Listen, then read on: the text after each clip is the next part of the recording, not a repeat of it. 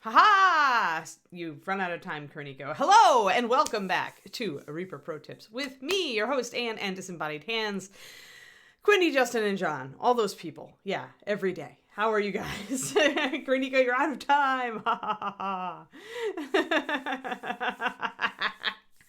Little did you know I was reading chat before I got on. Good morning, everybody. Good morning. Hello. Hello, it's Ogre Day. It's Ogre Day. Indeed. It's Red Day. It's a day for red. And I'm rethinking whether I want that barrel to be that color. Just like I thought I would before. I am really looking at it and thinking that wood color is really close to my red color. But it'll change because I'm going to bring the red up a lot. So we'll see. I may add some staining to darken down that wood, just like really dirty it up and make it dingier. That could work. You don't always have to change the color of a thing if something isn't working. Like, you don't always have to change the entire thing. Sometimes you can just like add heavier shadows, or you can bring up your highlights more. And that helps. Yes, hello. Alrighty, so with that in mind, perhaps I will do both. Let us see. What colors do I have hanging out in my little area here? You know what? Let's use Rogue Shadow to darken down that wood, because Rogue Shadow has a lot of red in it. And it probably will be, since it's a liner, it'll probably be a nice, way to start adding dimension and shadows to the wood. I could even do a wash because this wood has a lot of texture on it. So maybe that's a thought. Maybe we'll start there. And we'll take up the red and we'll knock down the wood color. And then I'll probably go lighter with the ropes and the twine that's holding all of his stuff on. I'm still stuck on that burlap sack that's kind of like wrapped around his arm with the shield tacked to it. I'm still stuck there. I'm like, I may go, since I have to do bone anyway, I may go with kind of a dirty off-white color like that. Like it just as if it was like rough woven linen, like sailcloth or something.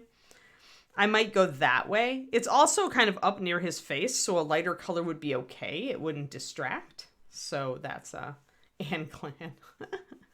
Do we have a tartan? If we did, would it be purple and gold? Is that one taken, Kerniko? Is there a clan that has a purple? I'm sure there is, man. There's so many tartans. But, I mean, purple wasn't a common color, probably. Yeah, I kind of think I'm going with that. Because otherwise, like, I can't really go burlap with it. Because his skin is so yellow. It's just not going to work.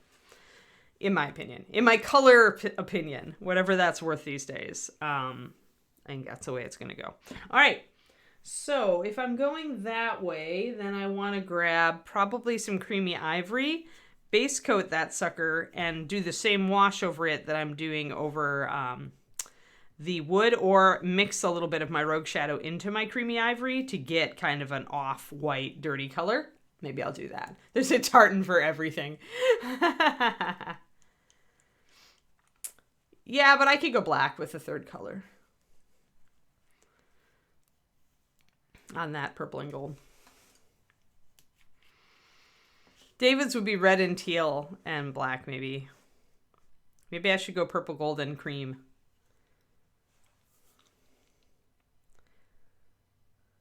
Okay, so I'm going to actually mix up some of this. And I'm going to drop a drop of Rogue Shadow into it and see what it does. And the interesting thing is that even though creamy ivory has a bit of yellow in it, dropping this Rogue Shadow into it should still give me information about what exactly is in Rogue Shadow. Hello, Rise of Mages. How's it going? We are about to experiment with a hypothetical color for the arm here. But the other thing I'm thinking, guys, is that if I like this color and if it's appropriate, I could even base coat the skulls with it. And just take them up two different ways. So, again, repeating colors across the model, like I like to do. All right, so we've got 4 drops of Creamy Ivory, 1 drop of Rogue Shadow, which I think is probably a dark brown that's got a bit of red in it, just looking at how it looks when I put it on its a drop on its cap. I'm going to pop 2 drops because that creamy ivory has so much white in it. I'm going to pop 2 drops of water in it instead of just 1 because I think the ivory can take it. What do we get? What do we get? Yeah, it definitely is purpling out a little bit. It's muting because if there is like a purple tone and I'm mixing it with a yellow tone, okay, that's a nice neutral. It's a gray. It's a very warm gray with a touch of purple. So I would say, yeah, there is a bit of red then in Rogue Shadow, just based on this.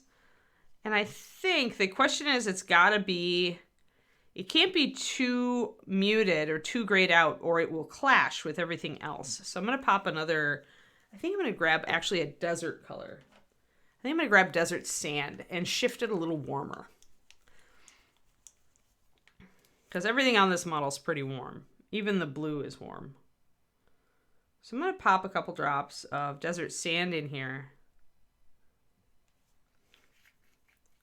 Just to warm it up. Desert Sand is very close to Creamy Ivory, but it is a little bit more brown and it's a little bit darker. It's a little bit grayer, but let's try that. I could just go with the Desert Sand. I'm going to put this on though and see how it looks on the model. When you're dealing with gray colors, like everybody calls gray a neutral, and this is true, but if you're going with a gray that has other colors in it, it's very easy to get to the point where you clash if those colors are too present. You can easily end up clashing with putting grayed out neutrals on your miniatures if you're dealing with bright colors otherwise. So I like to kind of try these things and then see. And I may decide that this is too gray and that it's not going to work. And I should be able to tell within moments, really, of putting it down. Although reminding myself that this cloth will also be highlighted and shaded means that I can shift that color. This isn't too bad, though.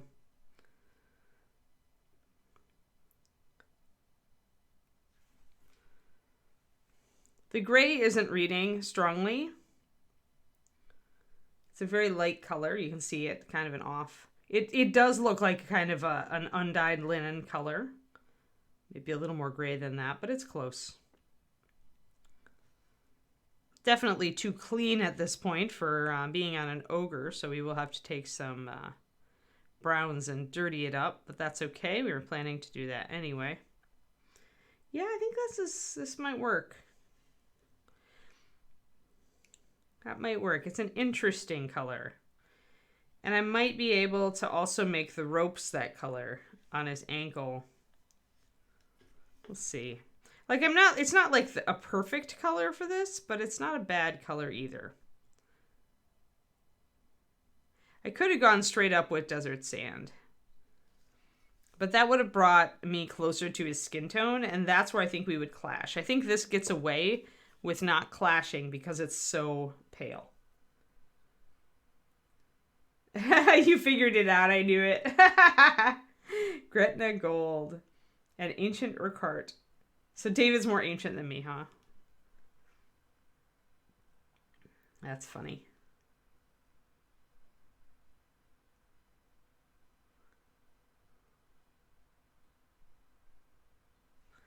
There we go. Okay. So I do like this color for bone as well as a base. So I am going to actually base coat the skulls in it, and then we're going to work with it.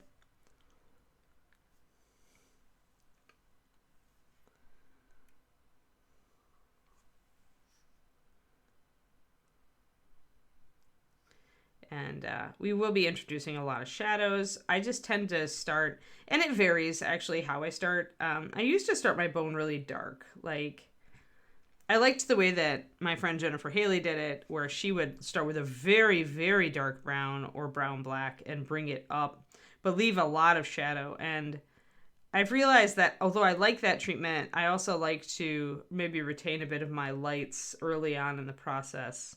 So I'm going to base coat and then we will start shading.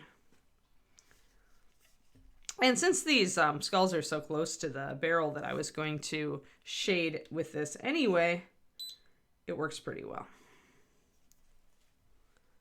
But I think I might go warmer with my wash than I originally was going to. I may go russet brown with a touch of the Rogue shadow. The russet brown is going to add more coverage, which is not ideal for a wash. But I am also trying to dirty up the surface. So if I must use a wash that leaves a dirtier residue, at least it is on a model where I actually wanted and intended a dirty residue. But I do want the wash, the color, seeing how gray the Rogue shadow went when I mixed it with the creamy ivory. I think I do want a warmer color than that in my shadows because he's so warm in his shadows all over the place. We've been going very warm. So I want to preserve that, otherwise it won't look right.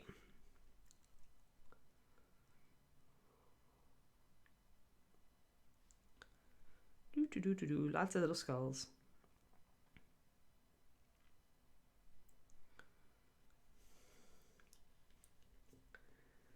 Sepia wash is very yellow, Roger, and I don't think it would be good over this because it's so yellow. It would essentially set up these skulls to look too much like the skin tone.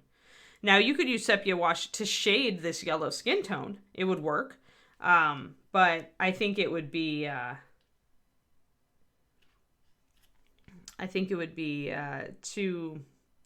too yellow on the bone. You could go with it, except that the bones are coming down close to the yellow skin here. So that's why I'm not a fan. Otherwise, you might be able to get away with it just because it's separated. Most of the skulls are separated from the skin by the fur, or it's up against the barrel, or whatever, or the leather. But because they are so close to the skin, I wouldn't do it. I'm always more inclined to build my own wash. It's why I just put out that video for my Patreon, which will be going up on my YouTube at the start of next month. So it'll be free, but it's how to mix your own washes with any color of MSP.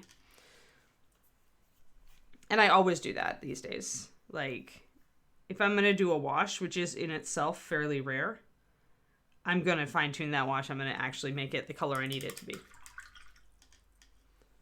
And thank you for the link to the Patreon, Quindy. Yeah. This video will be free, but there are lots of other videos on the Patreon. So thank you all for those of you who are patrons. You keep me going, quite literally.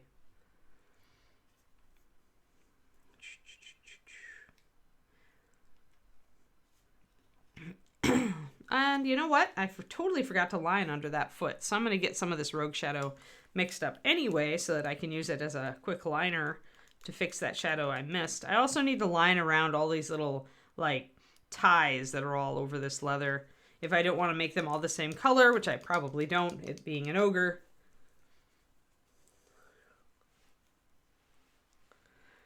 Good evening, Twisted Oma.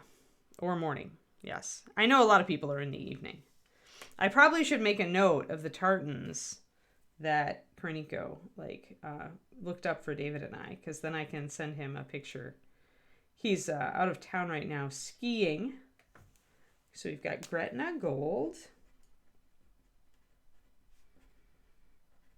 and Ancient Urquhart.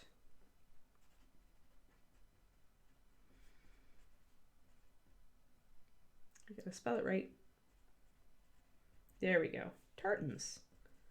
Yeah, since he's out of town, I can send him a picture and tell him that you looked up our tartans. The tartans that exemplify the color ruts that we always are in. Thank you, Kurtiko. Alrighty. We all get into color ruts. Absolutely. You'll notice. You'll notice that you're reaching for the same colors to paint everything. And at first you're just like, oh, I love this color scheme. And then after like the fourth or fifth model, you're like,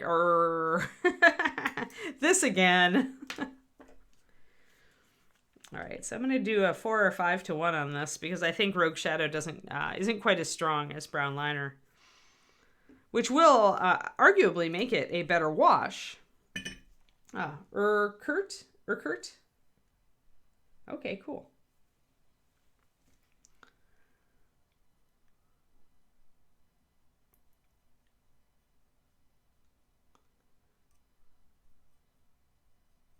So what areas of Scotland are those from? I assume the ancient one is quite old by its name.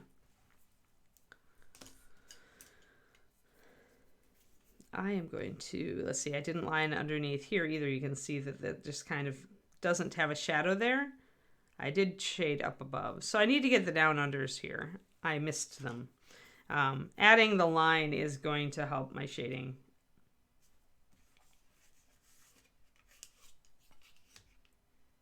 Wow. That's good. Good timely rain. Twisted Oma. I miss rain. I want more rain this winter.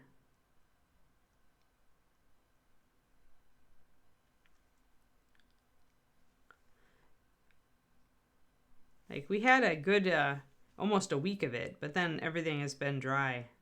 Except for little sprinkles, like a few nights after that, but then we dried out again.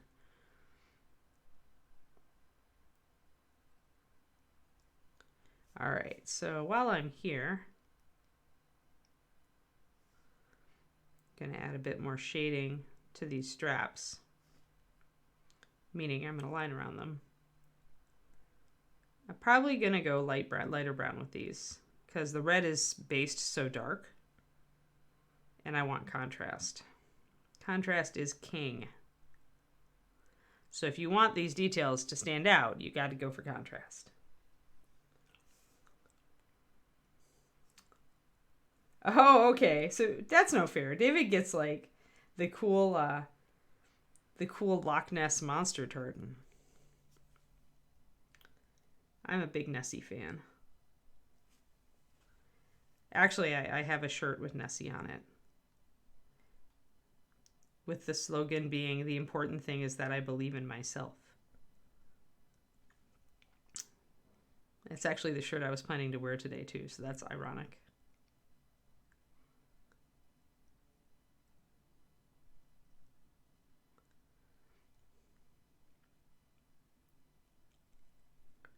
And also, when you've got these little stitchy ties, line around them, or just paint over them with the liner, and then when you do go over the stitches, it'll look lighter and you'll see the details.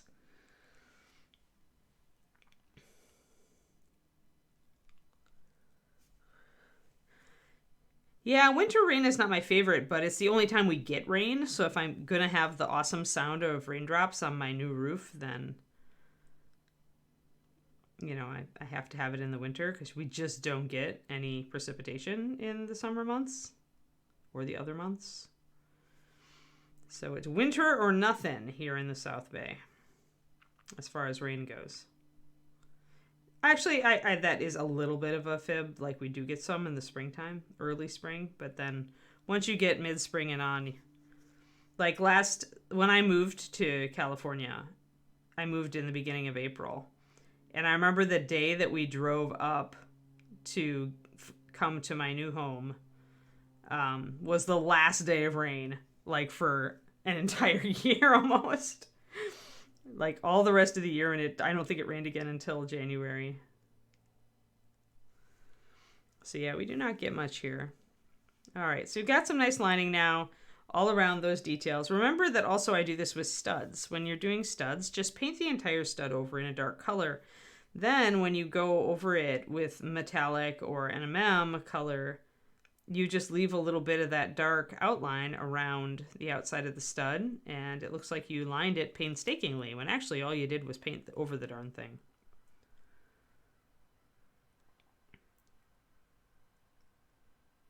So essentially paint the stud and make sure that you go all the way down to the base so that you can leave a little bit of dark color down there. Okay. It's like the first time I've been alone in my house since we moved in. It's a little weird. I don't even have a doglet. If I had a doglet to keep me company, then it would feel less weird.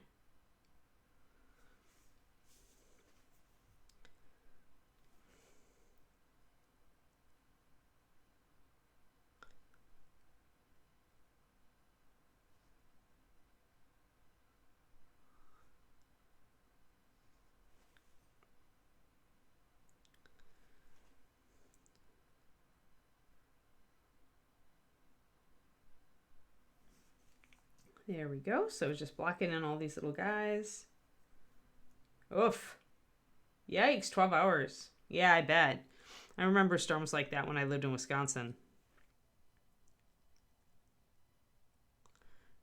which is a northern state, where I grew up, which is why immediately when I could, I fled to all of the warmer states. Because I'm a real wimp about cold, and I have been since I was a little kid.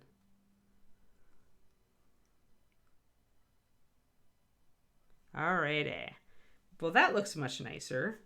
That gauntlet looks a lot nicer now. All right. And then this barrel. I'm really tempted to just hit that barrel with a rogue liner and russet wash. Let's try a little bit of it. Let's just try to wash, and let's use the bottom of the barrel. Haha, we're scraping the bottom of the barrel. But the point of scraping the bottom of the barrel. Did I use saddle brown on this? I think I did. Yeah, I did.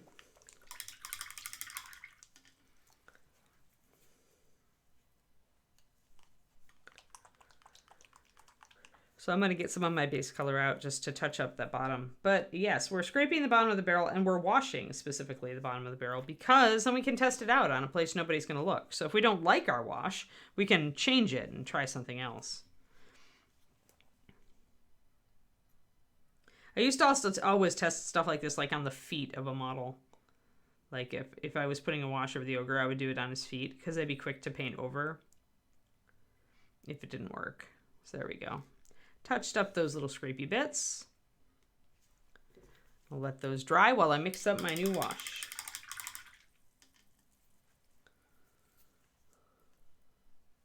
Cool. Pretty fast. Fast work. But at least if you're trapped inside, you can paint. If you have light, Stephen's World. All right, let's see here. I need my russet brown and my rogue shadow. And I need to make a wash from both of them.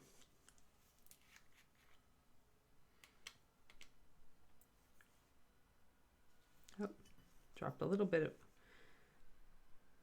Oh, yeah, I do need to pokey tool this sucker. I thought so. I was like, it might be okay, but I need to clean off this pokey tool is what I need. This is a very gooped up pokey tool. Very goopy. Much paint on it. Much paint. Needs to be scraped off. All right, 1 drop of russet brown and 1 drop of rogue shadow.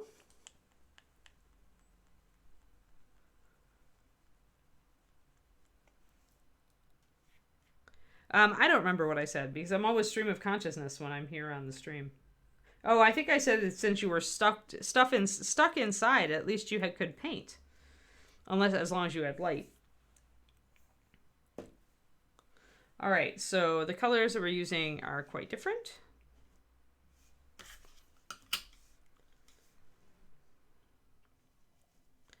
And we're going to grab our brush on sealer.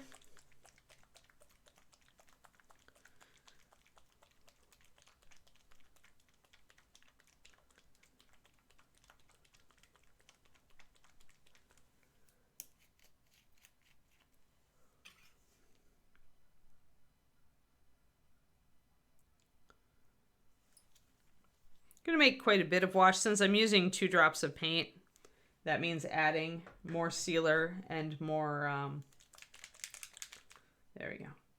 More sealer and more water.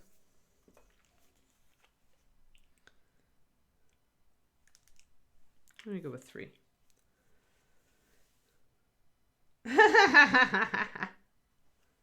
Lucas wet palette is always a disaster, I take it. One of our paint clubbers who came over this weekend, she had paint like all over her wet palette and apparently very, very seldom cleaned it off. Like, and I was like, man, I would go nuts. I have to start with a clean sheet of paper every time. All right, so the problem with this color is that it may be actually too light. I may have gone too much in the opposite direction. I may need to add another drop of Rogue Shadow.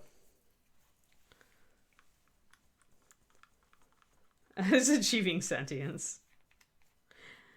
Well, if it suddenly rises up during a stream and like grabs Luca's brush and stabs him with it, then we'll know. Then we'll know that it's done. It's done with the abuse.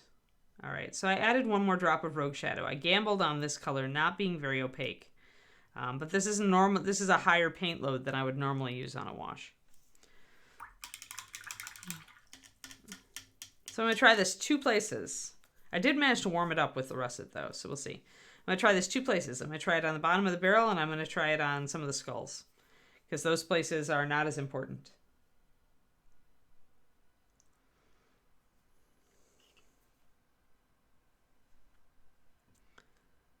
So, grabbing this wash, popping it on the bottom of the barrel. It's got way too much because the gravity is grabbing it. So I had to wick some of it off.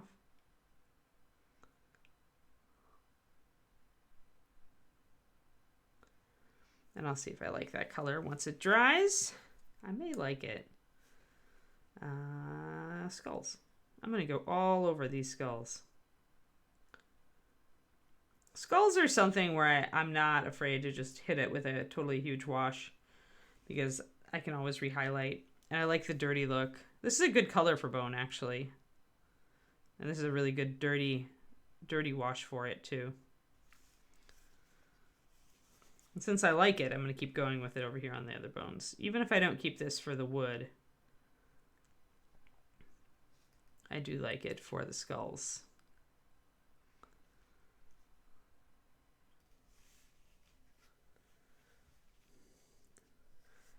And I have a big puddle of wash back here. So I'm going to dry off my brush just real quick, damp. Tap it off and come back in and get that wash out of there, which helps to darken that down. I'm going to let that dry, and I'm going to judge whether I want that up here. It did darken down the skulls a lot. You can see that because I strengthened it, it really did make the skulls go a lot darker. That will lighten a little bit as the wash dries, but not as much as you'd think, because liners tend to stick a bit more in the cracks. Yeah, Ron, everything we do on this show is a Reaper figure. Everything.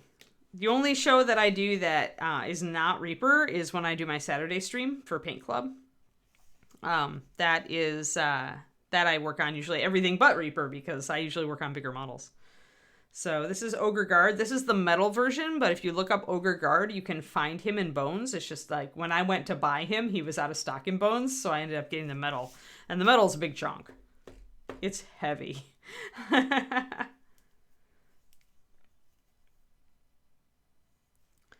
Very heavy chunk of metal, but the casting's great and the details are great, and so I'm pretty happy that I went with the metal, actually. You know, I like this. There is a place I can play with this wash on this color, on the wood color, and not worry about it too much. I'm not sold on this anklet, so I'm going to do it. I'm going to go in and hit it with the wash and see if I like how it changes the color of the saddle brown. And if I do like it, I'll consider that with the wood. Because remember, every time you put a wash or a shade or a highlight on something, you change the color a little bit, because you're changing what color part of the surface is. So the look of the thing will change.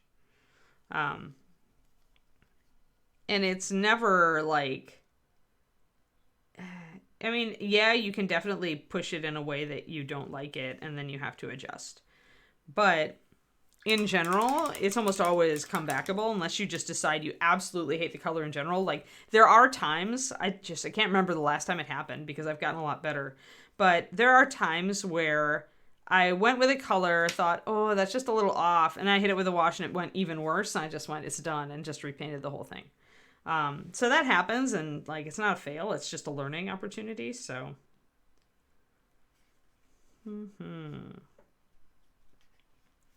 So now I can like put these side by side, and I can see that at least the wash has made the red versus the leather look very different, which I like. That's pretty cool. I'm okay with that. That's actually a good effect. Because I wanted to separate those things. So if I do put a dark wash on this barrel, that's going to warm up, tamp down, and take down the red a little bit on that color. And it will bring out yeah, I kind of like this color that I got on the bottom. It's really, having the russet brown in there makes it much richer. All right, I'm going to go for it. Heck with it. I've decided. I did my trials, and I like the results of them. So we're not giving up on the saddle brown, because as we bring in highlights, we're going to use it. But first we are going to darken down and give it a kind of this rich tone from using this russet brown and rogue shadow wash. And here the darkness of the wash is actually playing in our favor because it is changing the light dark profile of this wood. So I'm taking that down, and I'll be bringing the red up soon. So yeah.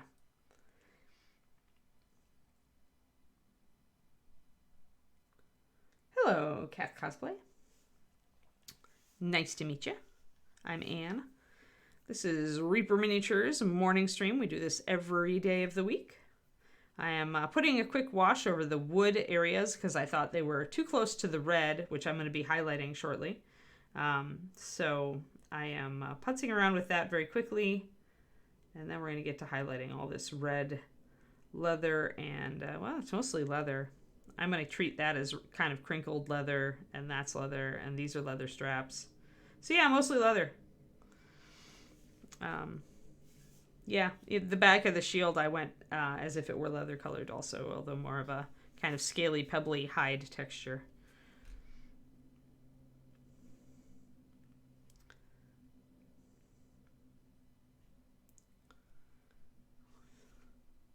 And when you're applying wash, you want it to be copious. Lots of wash. Do not be shy with your wash. If you get huge puddles, you can always just go in afterwards and kind of wick them off with a damp brush. So,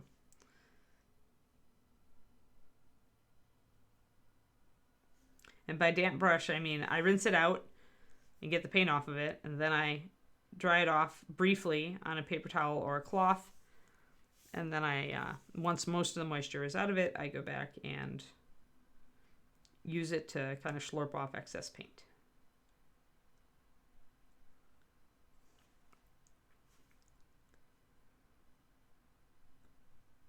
And we need to figure out what we're going to do with all these shards of stone coming out of this club as well. I painted them dark just to give me something to work with. I may bring them up gray, like, because they look more like stone than metal or bone. So that's what I'm thinking. So the only thing we haven't actually base coated is like the NMM parts. Yeah, and we do have to decide what we're going to do with that. Do I want that color? I just don't think... The problem is I bring that down, it becomes this color, and then it starts being too close to the yellow again. So let's see. What can I do? I can do a lighter wash. Let me see what I can do to tune this. Because this is such a dark wash, I don't want to color this burlap or sailcloth or whatever it is up here. I don't want to color it as much as I colored these. So I'm going to take a couple of big brushfuls of this wash. And I'm going to grab my brush on sealer. You always want to thin down paint for washes using equal parts medium and water. You don't want to use... If you want to stay safe, you won't use more water than medium. Unless you have a super goopy medium, then you may just decide frustratedly that you must use more water. And if your medium is super goopy, that's great. But brush on sealer is quite fluid, so it doesn't give you that issue. Alrighty, and that is going to not change the color, but it's going to change the opacity.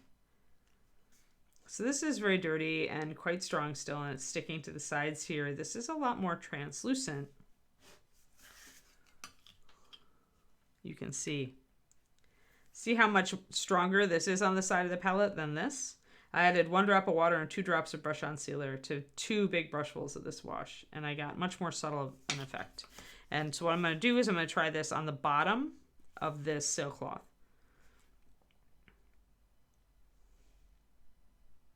It's going to be a lot more translucent. It is still hopefully going to pick out the detail, but it's not going to color it or discolor it as much. And we do want it to be a little dirty. I am going to grab my better brush, since I've been doing this with my wash slash mixing brush. Yeah, the sepia is too close to the skin tone. Whoever asked sepia. Yeah, crows. Somebody brought up sepia earlier, and the reason that I would not do it is that it is way too close to the skin tone here. You'd end up clashing.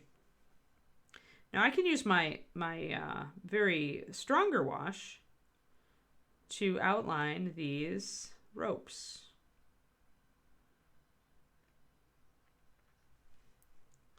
Like so. Let's get this out of here. But yeah, sepia, way too yellow, I think. It's a wonderful wash for yellows, and I would use it on the skin tone here, for example.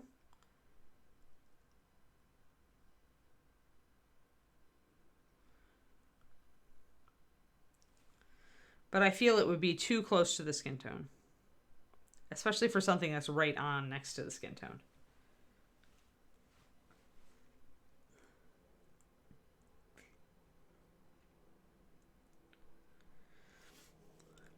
If you really don't like the effects of washes, you are not alone, and you should just layer.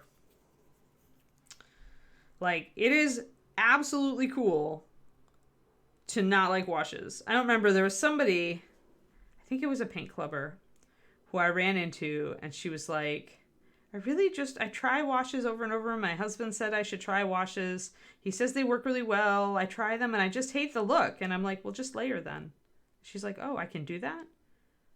I'm like, yeah. You don't have to do washes. Washes are like a quick and dirty technique. And if you don't like the look, and if you can't get it to work, stop doing it. It's not an integral technique to mini painting. It is meant to be a shortcut. Quick and dirty shading. And I mean dirty. Like, it is going to dirty up these areas, and I'm going to have to re-highlight some of them. So that said, I'm using it as a dirtying effect down here. And then I'm bringing the lighter wash that I made, see, up as I'm layering with it, essentially. I'm bringing it up, but keeping a lot of the light up here. Now, I did totally not get that back part next to the shield, so I have to do that. But I like this look right here, so I think that's good. Obsidian shards in the club. Yeah, obsidian is like weird, and I don't think I would do it at this scale. I mean, sure, you could leave them black, and maybe you could do a couple different highlights on the edges of them. But obsidian tends to highlight what? Like red, green, blue. Like it's a rainbow, right? But it's a black rainbow. I just feel like at something this small, it wouldn't really work. I could keep them black and just make them shiny, which is it's a possible thing to do. But obsidian on this, if you do it real colorful, is just going to clash with the model. The model is not like, the color scheme doesn't like include that. Like if I'm ever going to do obsidian on something, like really try to do obsidian, like black glass, I'm going to have that color scheme. I'm going to work from that. I'm going to be like, okay, let's try to do an obsidian thing. Okay, what colors are in it? Okay, now I have to use those colors on the rest of the model. So, well, right, Miss Dimp, but you're not the one talking about really not liking washes. So,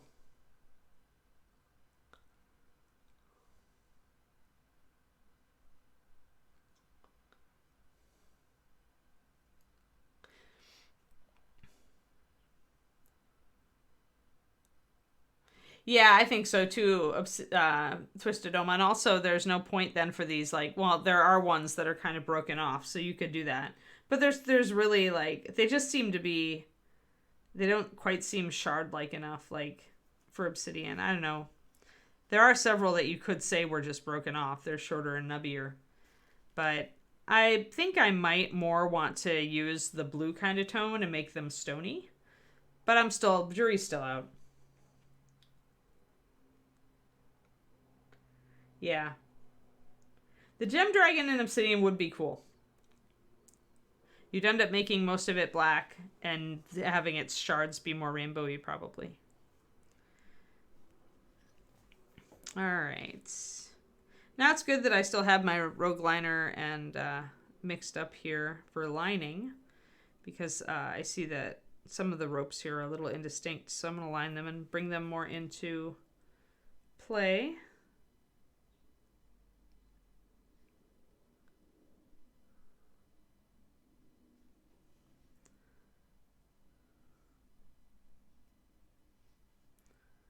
And that's the other thing, is instead of washing this, I could have just lined it and layered it.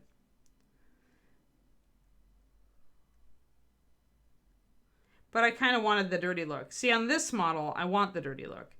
And if I want a dirty look, I'm going to probably use washes. But I'm going to be using them to actually, like, weather. I'm not going to be using them with the intent of layering them up.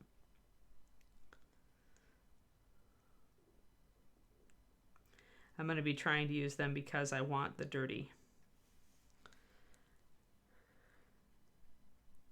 There.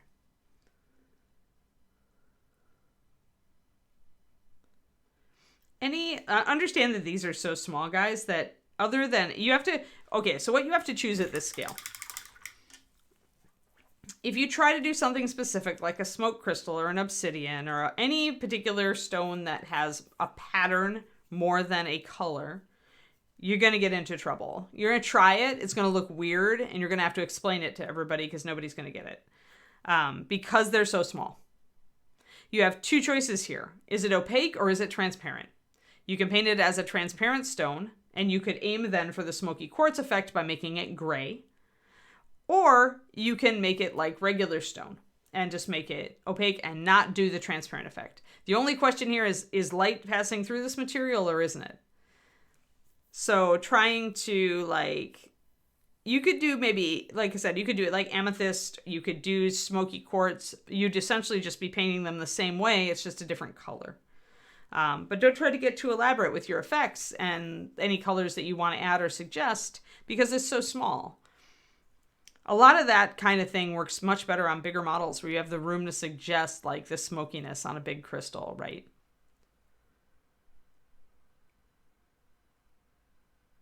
I dry brushed one model. Yeah, you could do rusty spikes. They are big enough for you to suggest rust. That is true. And the shape of them kind of suggests it. So you could do that. That would absolutely work. Mostly because the rust effect against a metal effect is going to very much, like, people understand what you're doing there. They don't need much visual information. So the question when you're trying to, like, figure out what these are is, how much visual information does somebody need to understand what I'm going for here? And is the surface big enough for me to carry that visual information? Or is it too small to really convey that visual information? This is what we regularly run into with 28 millimeter. And it's why you see much more interesting surfaces and materials being portrayed on bigger models, because they have the room to do so. Now, a big ogre like this, if he had an axe made of that stuff, that would be more than big enough to do some sort of weird, cool obsidian effect. Like if his actual, like, axe or blade or spear blade or something, or a short machete or something, you could do it that way. Absolutely. You would have enough room then. But these guys are pretty small. So I have to question, like, how much room do I have to convey an effect?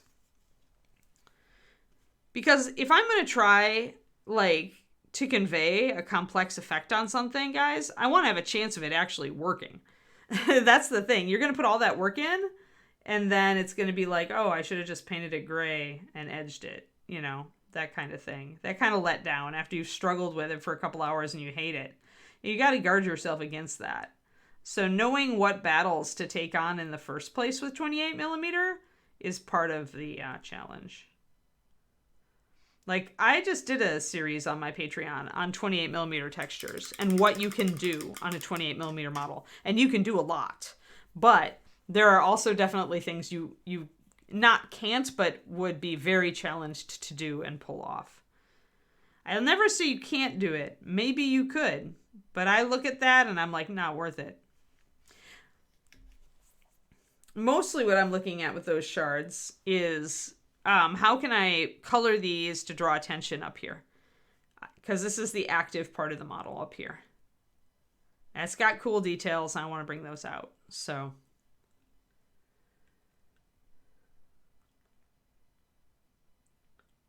at that scale, it's best to pick something that registers as a particular color, like stone or metal, or like, as I said, you could go with the gemstone effect. We did it on Troll, but remember on Troll, so this is the difference between smoky quartz and gray translucent rocks, right? Where did I do the cool gemstone effects on this model? I did them on these giant crystals because I had the room. I could do a smoky quartz effect up here. Absolutely. The amethyst quartz is working great. But what happens when you go littler? Oh, well then it gets a lot more generic. It's really just purple. And there are some highlights and shadows and pinpoint highlights, like little white lines, that suggest that it is still kind of translucent. But if you weren't looking at that at all, if you didn't have this information on his shoulders, these would be purple rocks. Wouldn't they? So that's what I'm talking about conveying visual information at 28. It's more color when it's small. When you get big, you can convey translucency, you can convey fogging and fractures and all sorts of cool details. Do you get it? Do you understand the difference? So when you compare this area, these little nubbins here, they're not nearly big enough. They're more like sized like these little nubbins. So then you've got a lot less options for conveying specialized visual information. And you really have to just say, is it a rock? Like I said, the question is are you going to try to paint it like a gem, or are you going to paint it like a regular stone? Or are you going to paint it metal? Those are general concepts that you could probably convey. If you made those purple, chances are, as long as you highlighted the edges, people would see them as like amethyst. But it would be weird. But you could do it. Hey, Val. Right, exactly. It's hard to remember how little these are because, yeah, and it's true, right, Turgeon? Yeah, and I am a terribly precise painter. I am not a slobber all over the model painter generally. So I get it. But yeah, it's 28 mil is like the first thing you should always ask yourself is, what is this surface, right? And is it opaque or is it transparent? Is it somewhere in between like hair is, right? And then move from what color is it, Color, opacity, texture.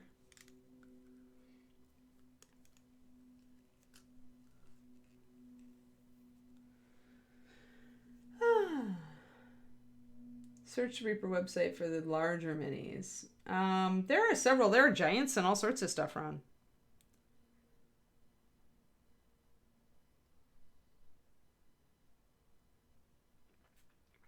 I would say that of the larger models Reaper does, Ron, you're mostly going to be looking at ogres, trolls. So if you type in ogre, you type in troll. You could try typing in monster. That would probably give you bigger models. If you're looking for larger scale, like suggested, Reaper did a very limited series of 54 millimeter models, and they have a 72 millimeter Sophie the Succubus model, I believe, still. But in general, your larger monsters with Reaper are going to be, or larger models with Reaper are going to be monsters because we do almost entirely 28 millimeter.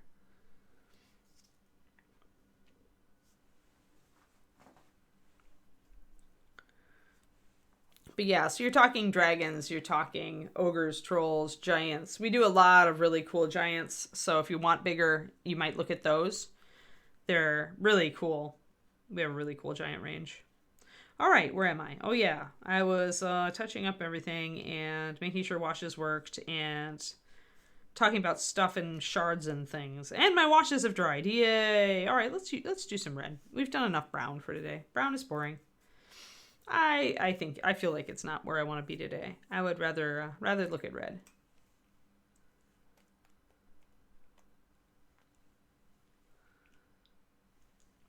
Yeah. There are plenty of other companies doing like bigger models and busts, so Although the prices tend to be higher because resin.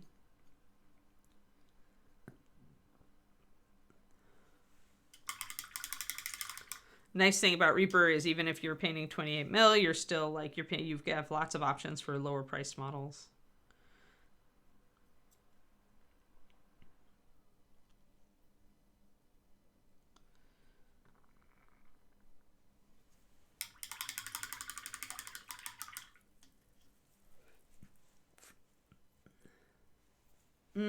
Yeah. Yeah, there are some very limited, like 72 mil.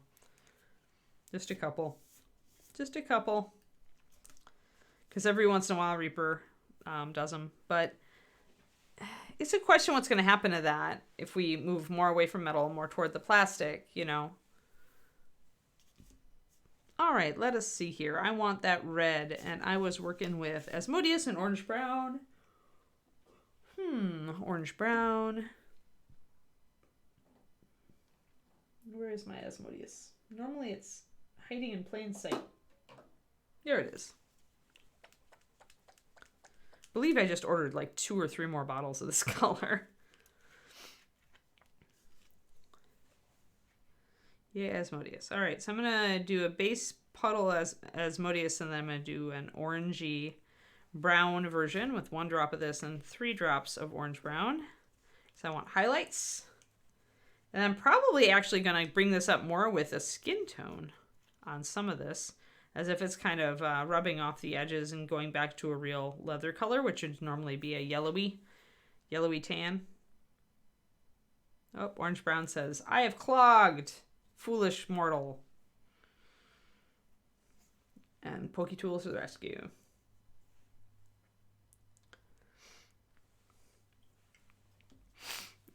Should I untrigger Kurniko and clean my Pokey Tool? Y'all know how to clean a Pokey Tool, right?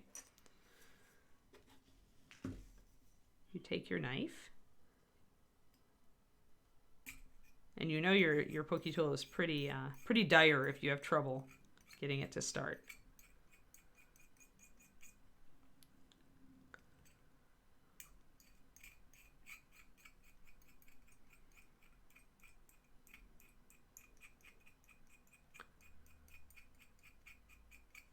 And you just take it off.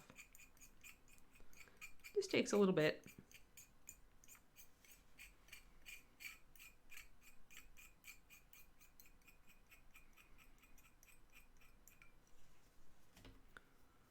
You know, then you get a much shinier Pokey Tool.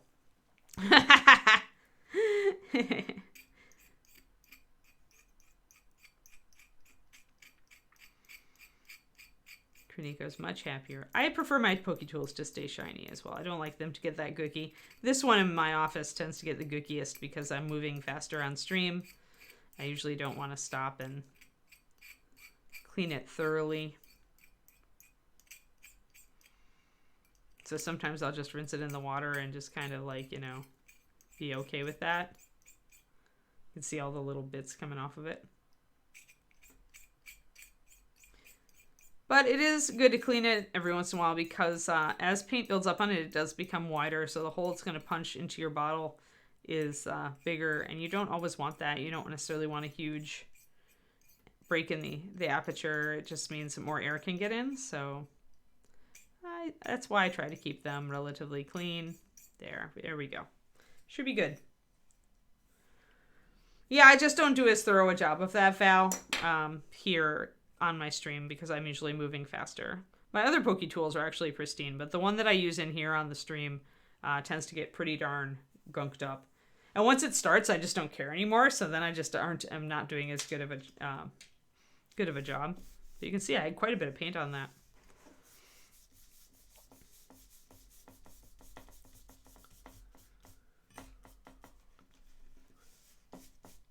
There. Now you can be all happy, Kurniko. All is right with your world.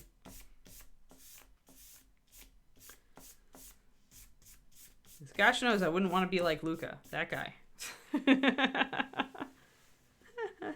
There are worse people to emulate. Somewhere. Right? I can give Luca a little crap. Just a little. Just a little. Although he's probably like lurking, because isn't today Luca Day? No problem.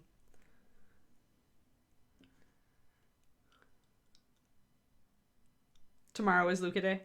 I always forget what Luca Day is. Oh, today's Crow's Nest Day. Is there a crow's nest? Oh yeah, there is, isn't it? It's somebody cool too, isn't it?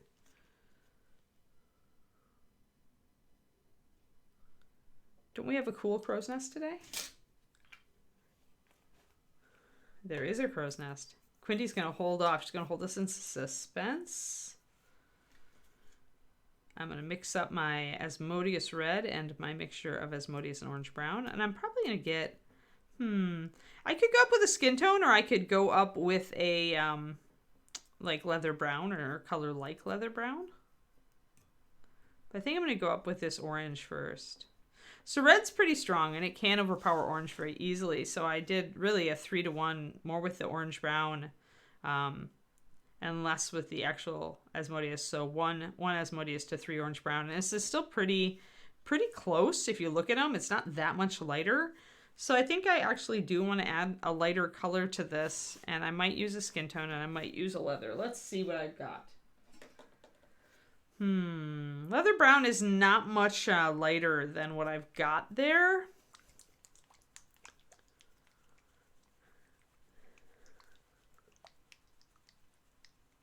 Oh, is it sculpting practice? That makes sense. I'll try a drop of leather brown and see. Maybe 2. There. I'm gonna see what that brings us. Okay, that's washed it out a little bit. Yeah, maybe I'll go with that. Maybe I'll put a brush of that in here. Alrighty. Asmodeus and whatever this orange thing that I just mixed up is. So how's that been going, by the way? The Jason instructing sculptor instructing Proctor on sculpting. All right, let's get some of this orange and let's try it. Let's try it down here on the foot because, you know, unobtrusive. Let me get closer. So I'm just going to do some stippling.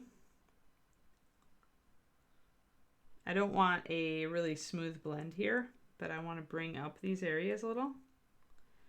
At the same time, I'm not looking to bring this area up super light because I don't want it to conflict with the yellow. The dark red actually looks better against the yellow than a brighter red would. So if I bring up this orange, I'm going to be just layering it up on top of itself. And I'm going to be using a stippling brush stroke to keep it irregular. So that brings it out a little bit. You can see that highlight. Oh, good. Excellent. Good feedback. That's fantastic.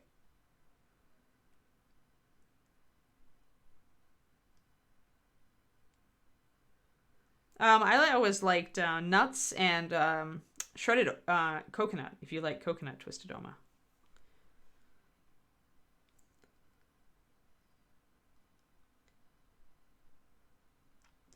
Also, I like, I don't use dried fruit because dried fruit is actually pretty high in natural sugar, but I use frozen fruit, a little bit of frozen fruit, because it has more water content, so it's not quite as concentrated in the fruit sugars. I have oatmeal every morning, so although I do still cut oats, I just cook up a batch at the start of the week and it lasts me all week in the fridge. I just cut off chunks of it and reheat with water. But I use frozen pineapple, frozen peaches, frozen mango, frozen strawberries. When fruit is in season, I sometimes will use fresh strawberries and raspberries. I think my favorite is actually the frozen peaches. But yeah, I also like adding some shredded coconut in, and I often will add a touch of coconut oil as well because I'm low carb, so I tend to go a little bit higher fat. With plant-based fats primarily, and coconut oil, if you get the extra virgin variety, is really flavorful. I love it. But yeah, I also have done nuts in the past, pistachios and pumpkin seeds and almonds, slivered almonds, and pecans, which gives it that nice nutty flavor. I also find that adding a little bit of salt to the oatmeal is actually a good thing. Like, and I mean a little bit. I mean like maybe 1/8 of a teaspoon. It really does enhance flavors, and it doesn't add too much sodium if you just use a little bit. Yeah, I don't do dried fruit. The only time I do dried fruit at all is if I make this Indian curry that's a sweet and sour curry with dried apricots. That's the only time I do, because otherwise the dried fruit is... I like dates. Like, dates are my one dried fruit that I have a hard time breaking, but dates at least are high in potassium. All right, so we've got that highlighted up, and you can see the difference, right? You look at that, how dull the straps are up there, and how that orange has made that come out down here. I am like looking at that rope and kind of hesitating. I am feeling like I probably have to go light with it. It doesn't really make sense to go dark with it, much as part of me would like to go dark with it. So I'm going to go for it. Even though the leather brown is very close to my skin color and may clash, I'm going to try to make it, since it's shielded from the skin tone by a rim of red at least, and maybe it'll work. So leather brown, which is a color I often use for ropes. I just add like creamy ivory to it for highlights. It's a good dry rope color. Yeah, blueberries are good too. I'm not a huge blueberry fan. It's the only reason I don't use it for oatmeal.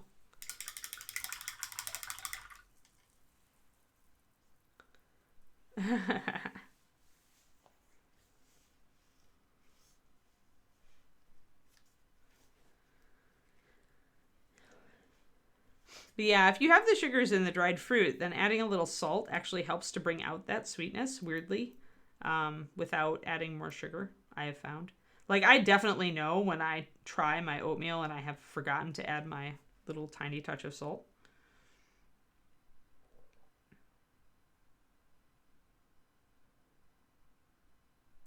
Now, I could either just go around with that leather brown, or I could actually try to hit the little strands of rope and do it that way. Either way, like, I'll either have to put a wash on it to bring out those little rope strand details, or I need to just pick them up now. But I think I am going to just put a wash over it. I have the wash mixed up. I may as well use it. The rope relief is probably deep enough to hold a wash. That's one thing you always want to ask yourself is the carving, is the sculpting, are the details deep enough that if you apply a wash, you're going to see it? And I can see that it already has taken once when I put this red on. So I'm going to assume that I can wash this. I'm going to try to put a fairly thin coat of the leather brown on it, which works because it's pretty high coverage. And that, indeed, that rim of red is going to help cushion, like, keep my leather brown from clashing too much with my skin tone. Salt always helps. Like, salt brings out flavors. So weirdly, adding a touch of salt to sweet things will make them seem a little sweeter and richer than if you just use the sweet, I have found. Like, I really can't do my oatmeal without some salt in it. It just tastes kind of weird and has no depth. I know we're talking about oatmeal here, and that's probably terribly funny to those of you who think oatmeal never has depth, but my oatmeal has depth, darn it.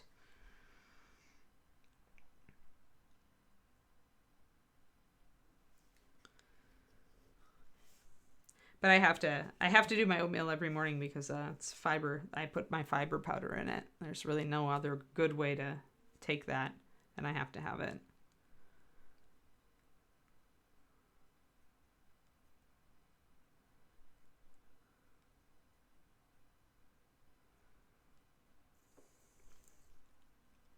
Alrighty. Yes, exactly. Cornico's got it. It's like salted caramel. Like straight up after you've had salted caramel, if you have regular caramel without the salt, it tastes different and it doesn't get quite the same depth to it.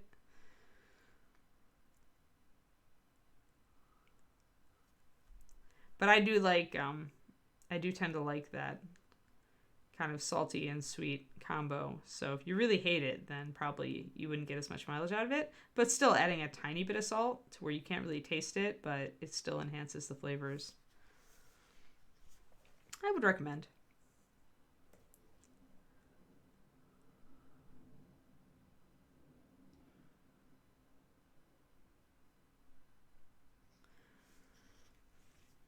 But yeah, usually if I'm doing oatmeal at conventions where I have access to all that great little bar of ingredients, I'll do something nutty, like I'll do coconut and almond, or I'll do like almond with a fruit.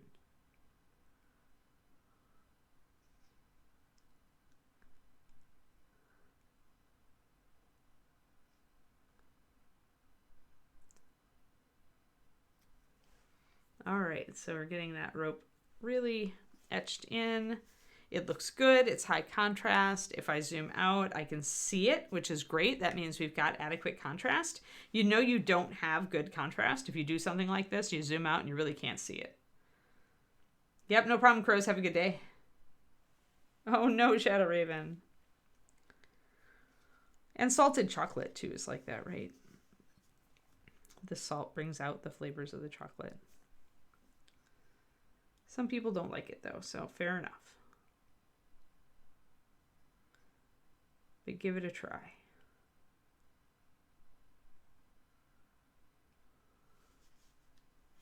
Alrighty, that's nice. Now do I want to do the same with these little tie things?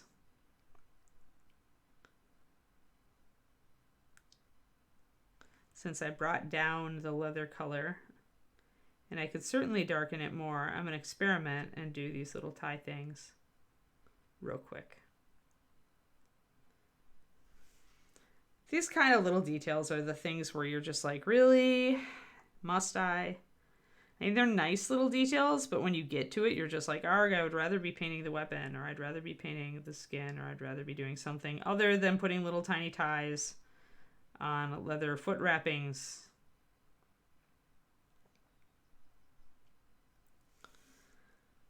So that's not bad. It shows up.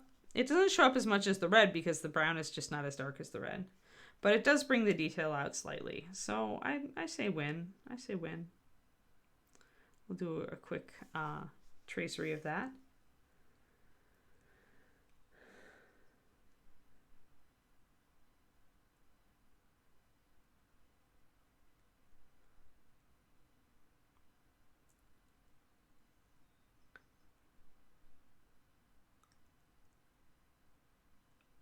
Yeah.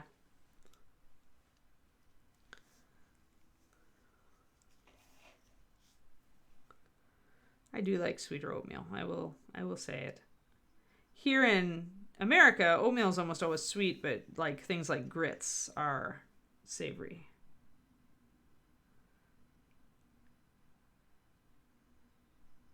I could see just doing like some salt and maybe butter and nuts and making a savory oatmeal that way, and it would be pretty tasty.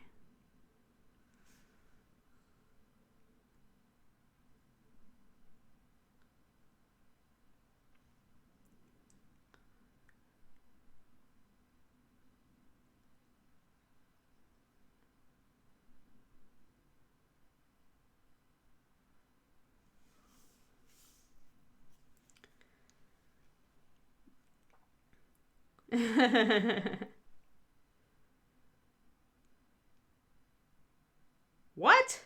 What? Snowman Zeke?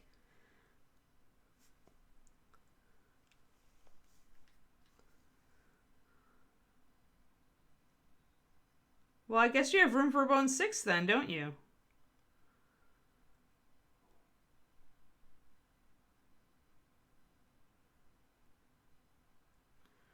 Just reaching back in these little tiny places so that I can get those little ropes done.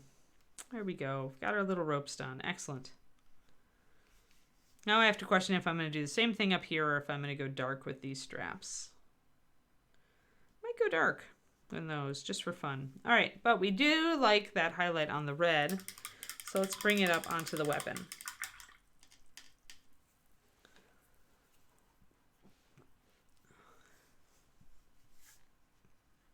I do need to do a highlight back here, though.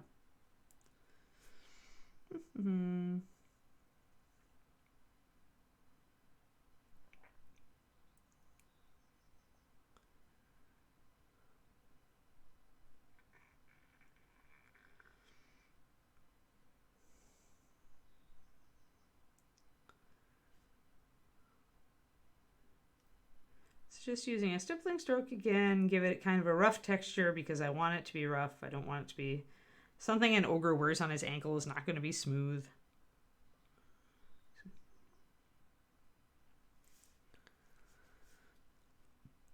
Unless he's a very odd ogre indeed. I did do kind of the pebbly kind of texture on the armlet here that I did up on the shield. So I have to question myself if I'm going to continue that, if I'm going to ante up on that. I think I will. I'm going to mix a little more water into my orange highlight here. I don't want it to be quite as stark.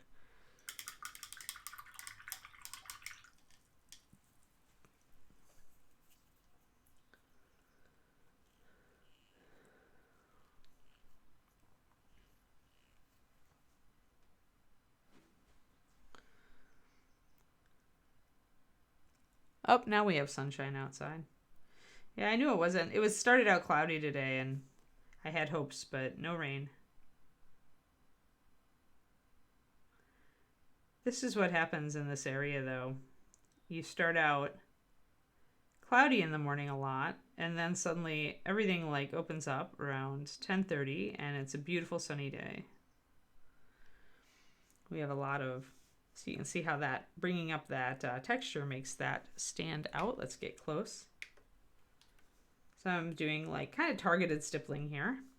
I'm looking at the underlying pattern that I originally put down in the red and kind of emulating it a little bit.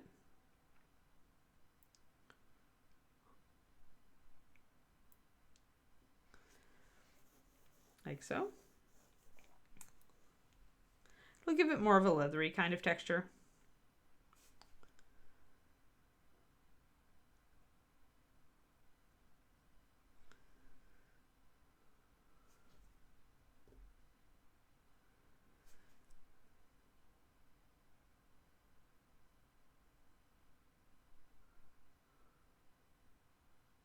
Varying the size of the splotches also helps with that.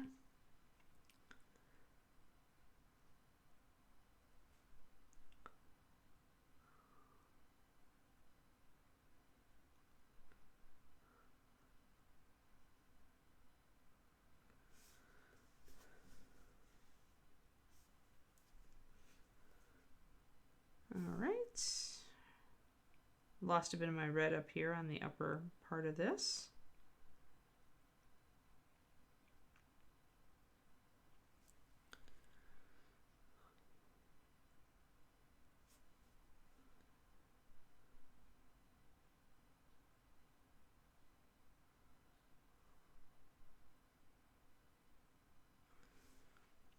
Then I'm just bringing that splotchiness right on the edge.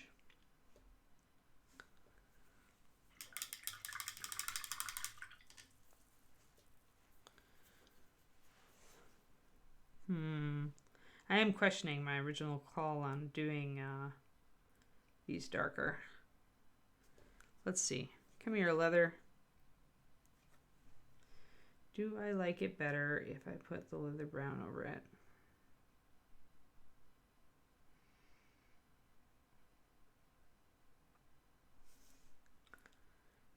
That's really light.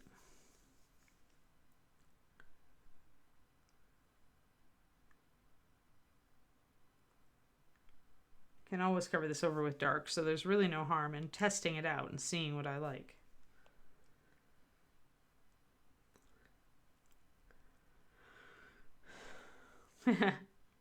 I wish that you could send us some of your rain, Kerniko, and I could send you some of our sunshine.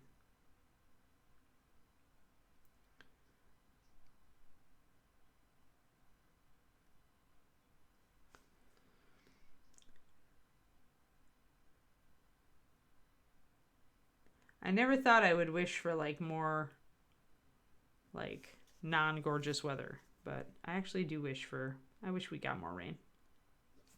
I do miss having rain. I think so. I think so. I think this is okay. I am going to shade it a little bit and see how it looks. Taking pains to be neat with my base coat when I go around the buckle, just because it'll save me a little time later.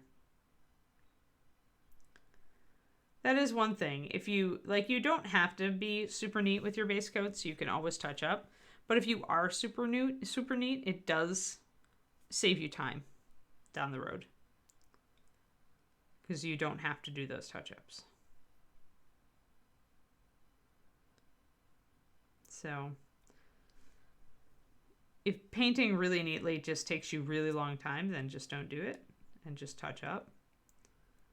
But if you're pretty good with your brush control, or if you want to practice your brush control, you can try to get neater with your base coats.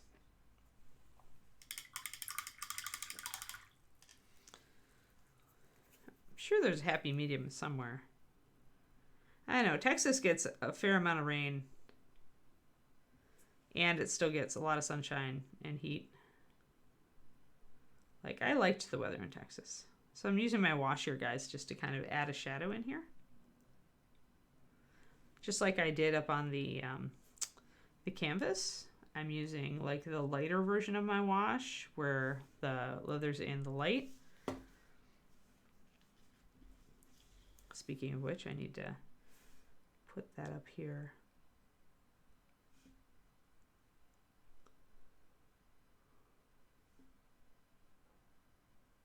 Because I forgot it earlier. And there would be, it would be under shadow there because of the weapon.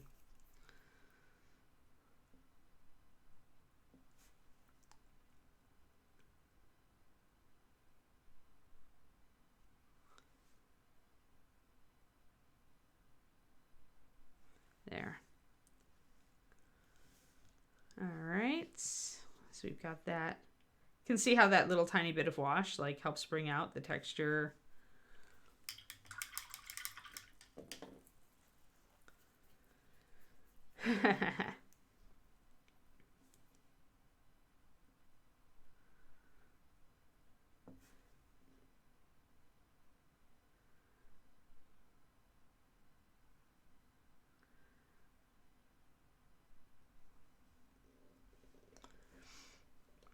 Alrighty, I am going to put a little bit of a wash while I have it. Since we're getting toward the end of the stream, I need to use my washes or I'll have to remix them all, which is annoying. So I need to get this rope down here.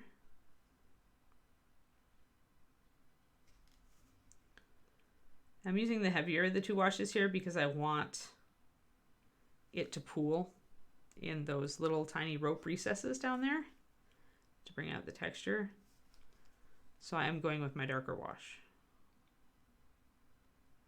Even though it may mean I lose contrast and need to go back and rehighlight the rope in some places, I won't need to rehighlight it everywhere. I'm kind of dabbing the wash on so that I get it a little thicker along that thin line. There. So that gives us a little more depth, and as you see, it brings out the texture a little bit. So then I can choose to accentuate that. And it's not as stark as it was, but if I back out, I can still see it. It's still there. So that's pretty successful there.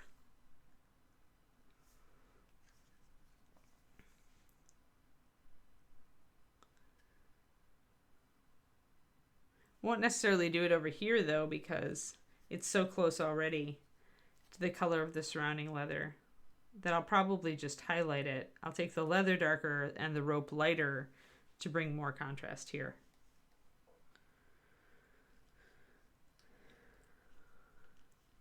And the rope here on the barrel is really fine texture. Like you can hardly see it. You can see it a little bit better there.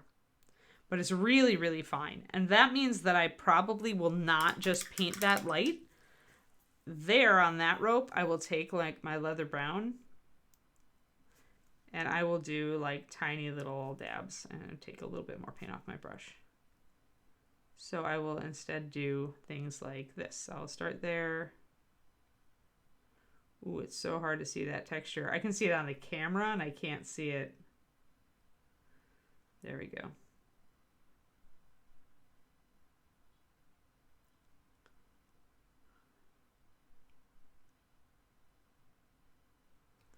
It's like I do that. Try to keep the texture that way. Because it's just too shallow to actually hold a wash. Like it didn't hold a wash the first time, so it certainly wouldn't hold a wash the second time.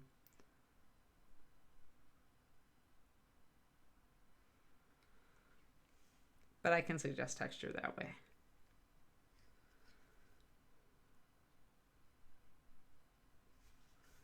Like that. And some of the ropes are, you can see the texture a lot easier, so just paint what you see. But again, I wouldn't wash that. I would just like, I would just hit the bits.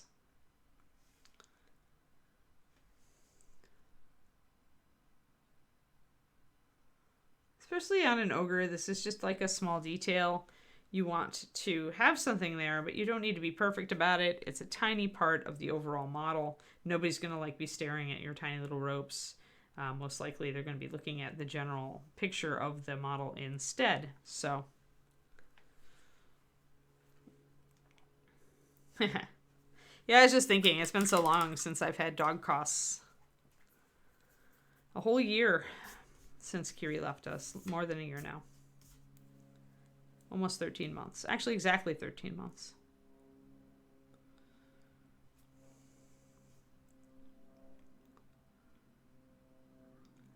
The mystery puppy is still in my future. Then we'll have to buy dog food and treats. Lots of treats.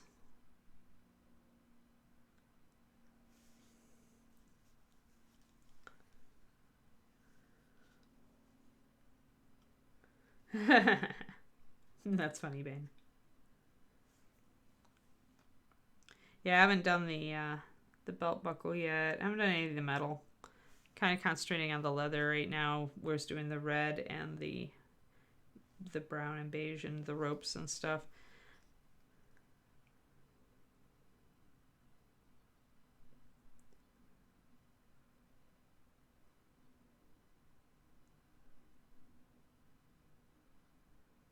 I'm gonna say the metal still lasts probably.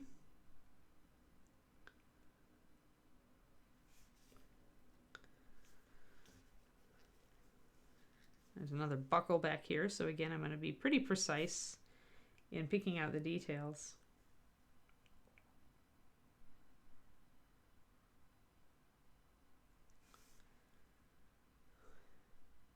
Ha!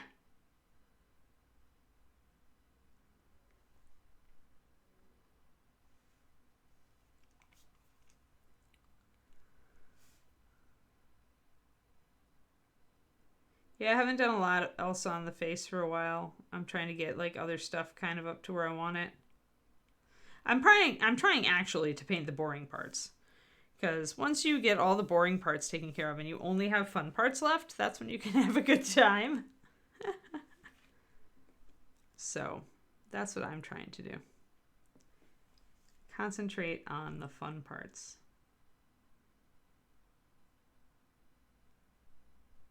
Or sorry, concentrate on the boring parts now so I can concentrate on the fun parts later. I have learned that this is a wise strategy with me. Also bringing in some paler color here to suggest a worn edge on that leather. Which is pretty much mixing my leather brown with a little bit of that pale bone color that I mixed up earlier. It's as good a color as any for this. And you don't have enough room on these straps to like really do kind of the split texture across it. You could suggest it here and there by doing a vertical line. You need to keep it real thin. to suggest splitting. I like to do the stipple along the edges to make it obviously look scuffed. I think that's more fun. Kind of like we did down here on the actual big belt. You have enough room on these to at least do the edges. Whereas down on strings like this, you just don't. Here you're just going to probably do a stippling texture on the actual string to make it look more like a rope or something.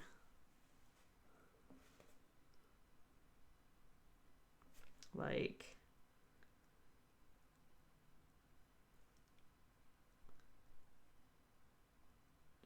just kind of bring in a little texture if you want to. I blurfed a little, that's okay. Like so. I have my liner open, so my blurf is not irrecoverable. Wanted to bring in a little bit more darkness anyway.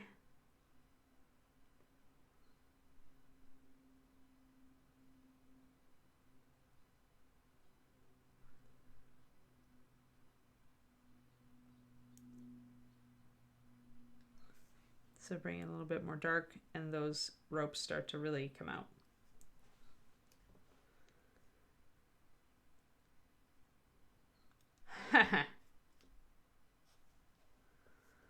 No, that reminds me. Since I have a bone color, I really need to paint that. And I have a red color open too, so I should do that. So the little leather bit around the bone can be red, which helps us to repeat that color on the model.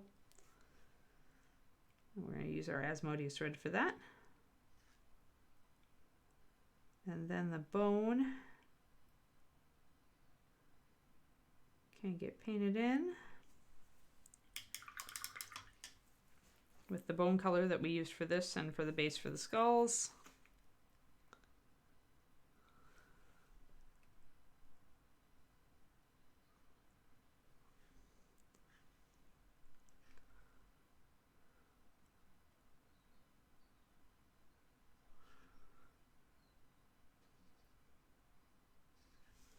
So we're going to get, well, we got substantially more of him, kind of like little bits of him all over the place today. So we got the sailcloth kind of thing going on his arm that I wanted, although we haven't tackled the straps there yet. We'll need the ropes. We'll need to do those.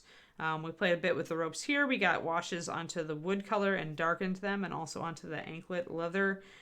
We highlighted the red here, and we worked with bringing out the rope and shading it so we could highlight it next time. We threw the leather onto here. We lined all over this, which we hadn't done before. We brought up the red a little bit more with highlights. We showed a little bit of texture on the edges of these straps and how to do it. Painted in this. Painted in the skulls and threw a wash on them to darken them down so I can bring them up later. We talked a lot about how you even think about tackling the little stone or gem bits up here and what you want to do and how much information you can convey in 28mm and how much you can't. So yeah. You never want to hold your breath doing fine details, Rex. Not ever. Well, unless you exhale and hold your breath. But I tend to just exhale and paint. You always want to relax, though. That's because I'm exhaling. I'm used to painting while I exhale, especially fine details. So if I'm talking, that's only a little bit different. Like when I do really, really fine details, none of which this is, like the eyeballs, then I'll stop talking and just exhale. But otherwise, since I paint details on exhale anyway, because you're more relaxed when you're exhaling, yeah, it doesn't really matter. Should I put some red down here? I could put some red around, like these straps. These straps holding the skulls on. That could be fun. But anyway, that is a summary of everything we did today, which is a lot. We darted around on the model a lot. But at this point, that's really what I'm going to be doing is I've got my browns open, my red open, my everything open, and I'm just darting from place to place across the model, kind of touching up and bringing up and figuring things out. I do think that I need to start tackling the last bits that I've got zero paint on. I feel like I need to base coat at least the silver and gold NMM. I need to decide this is obviously a rock, but I don't know what I'm going to do with it, so I need to think about that. I probably want those strings to be red though, because as a color accent. And because it looks like a fancy stone that has carvings on it, so that means that it can be attached by a bright and shiny cord.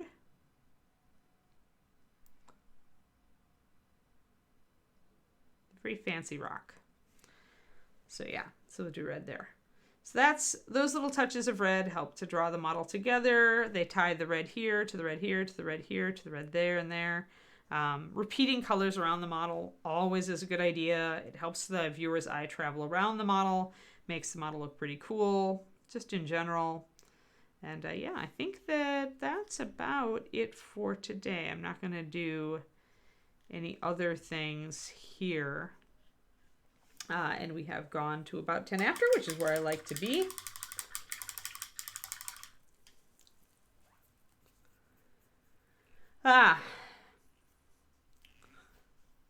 All right, yes, and Crow's Nest today at 5 p.m. USA Central Time. Thank you all for coming today. I hope you had fun. Tomorrow we will be continuing the Tiefling. As you recall, we have very little left to do on him. Really just some brown leather details on his front now, and working more on the freehand on the back of the model. That's where we're kind of at. So yeah, he's really close. Like, I've got so many models. Doesn't it always happen that we finish a whole bunch together? Like, we just started hair folk, and now I need to dig out something else I want to paint. So I didn't hear from Ron when I asked him if he had things he wanted to get painted, but yes. All right, guys, have a fun day, and I'll see you tomorrow morning. Bye-bye.